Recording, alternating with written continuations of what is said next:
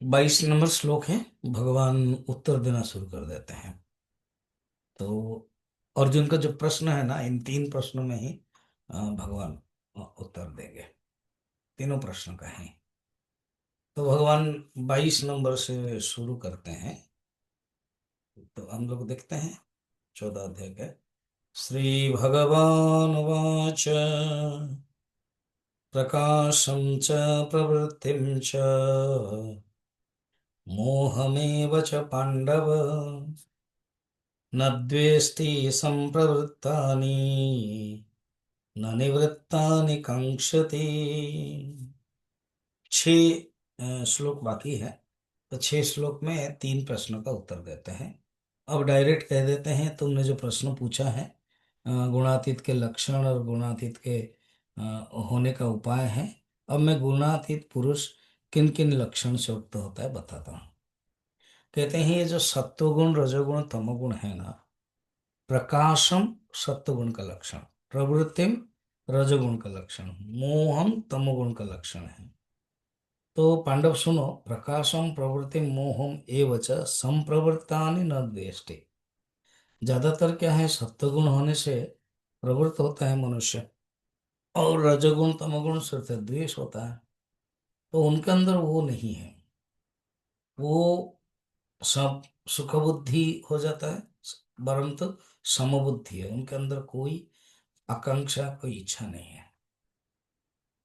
ठीक।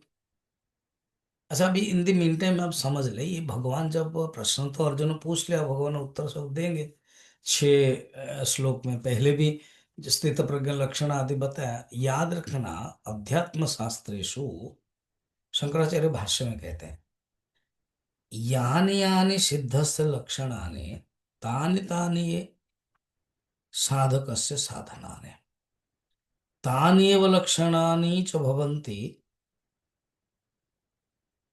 तानि साधनानि उपदिश्यन्ते। जो सिद्ध के लिए लक्षण बनता है वो ही साधक के लिए उपदेश के रूप में बनाया जाता है। इसलिए सिंपल में ऐसे समझे, यानी यानी सिद्ध से लक्षणानि तानि तानि साधक से साधनानि। जो जो सिद्ध के लक्षण है, ये सब लक्षण है, अभी और भी बताएंगे, वो हमारे लिए साधना है। साधक के लिए साधना है, ये जानना है। हिंदी में बड़ा सुंदर है, गुणातीत है ऐसा जो प्रकाश प्रवृत्ति, मोह कुछ भी न हो, लगे इनमें तो द्वेष हो न कभी, हटने से करता न इच्छा ही। उनके अंदर प्रवृत्ति, प्रकाश, द्वेष नहीं होता है। और वो ना प्रवृत्ति के लिए चाहते हैं, ना द्वेष रखते हैं हटने के लिए। प्रवृत्ति या तो तम के लिए, अहंकार के लिए, अज्ञान के लिए, वो गुणातीत हो गए। गुणातीत का लक्षण ही बता रहे हैं ना, वो अपने स्वरूप स्थिति में है, इसीलिए उनका कुछ नहीं होता है।